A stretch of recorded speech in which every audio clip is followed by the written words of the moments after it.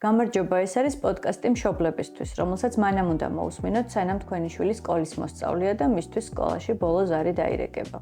მე მეგი ვარ ამ პოდკასტის ავტორი. დღეს უნდა ვისაუბრო სასკოლო კვების პროგრამებზე და მის აუცილებლობაზე. თუ თქვენ გყავთ ბავშვი ან ასწავლით სკოლაში, სავარაუდოდ ეს ეპიზოდი მოგეწონებათ, ყოველ შემთხვევაში დაგაინტერესებთ მაინც, ასე რომ არ დაიზაროთ, გამოიწერეთ ჩემი არხი და სხვა მშობლებსაც გაუზიარეთ. მშობლების პოდკასტს კვლავ წარმოგიდგენთ My Comfort Home-თან ერთად.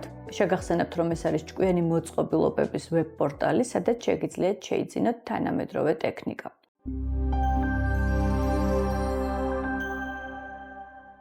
სკოლაში რომ ბავშვებს შეათ, ეს ყველაზე კარგად ვიცით მშობლებმა. წლებია ვითხოვთ ამ პრობლემის მოგვარებას სახელმწიფოსგან, მაგრამ არაფერი იცვლება.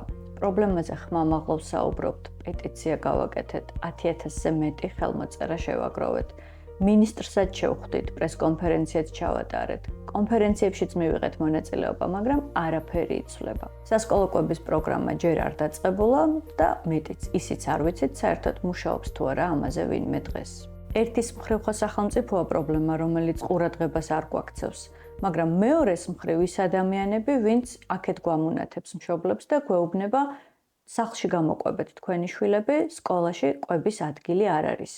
მათ გასაგონად მინდა ვთქვა, 100,000-ობით ბავშვს სახლშიც არ ხვდება საკვები და დილით მშიერი მოდის სკოლაში. სასკოლო საათებში საკვების მიღება არ არის მხოლოდ შიმშილის დათრგუნვის საშუალება. სკოლაში კვება აუმჯობესებს ბავშვების ჯანმრთელობას, მაგალითად ამცირებს დიაბეტის რისკებს, რაც ჩვენს ქვეყანაში და ახლა ამ დროისთვის ძალიან სერიოზული პრობლემაა. აადვილებს სწავლას და ზრდის განათლების ხარისხს, აუმჯობესებს ურთიერთობებს და ამცირებს სწავლის მიტოვების, სკოლის მიტოვების სასკოლო კვებაში როგორც წესი ადგილობრივი წარმოების პროდუქტები გამოიყენება. სასკოლო კვების პროგრამას ორმაგი ეფექტის მქონე პროგრამასაც კი ეძახიან, იმიტომ რომ ერთდროულად სახელმწიფო ეხმარება ბავშვებს და ეხმარება სოფლის მეურნეობის წარმოებას. რაც შეეხება დაფინანსების მოდელებს, რამდენიმე კომენტარი წავიკითხე, რომ უფასო თურმე არსად არ არის სასკოლო კვება. ეს ტყუილია, ეს არის დეზინფორმაცია. ევროკავშირის ქვეყნებში სასკოლო კვების განსხვავებული მიდგომები არსებობს. მაგალითად, ფინეთში, შვედეთში და ესტონეთში უნივერსალური სასკოლო კვების პროგრამებია. ეს ნიშნავს, რომ ყველა ბავშვისთვის კვება უფასოა. ფინეთში 1 საუკუნეა ეს პროგრამა მოქმედებს და მათი განათლების სისტემა მთელი მსოფლიოსთვის მისაბაძია.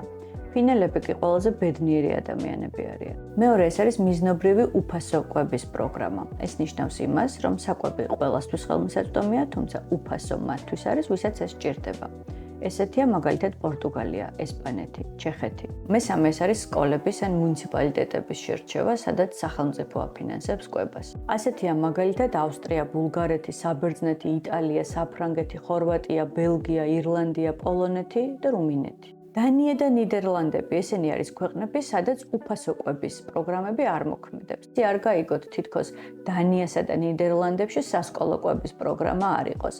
კვება არის, უბრალოდ ეს არის მშობლების დაფინანსებული და არა სახელმწიფოს. როდესაც საქართველოში ისეთივე ეკონომიკური წინსვლა გვექნება, როგორც დანიასა და ნიდერლანდებშია, მაშინ შეგიძლიათ მოგთხოვოთ მშობლებს, რომ დავაფინანსოთ ჩვენი შვილების კვება სასკოლო საათებში.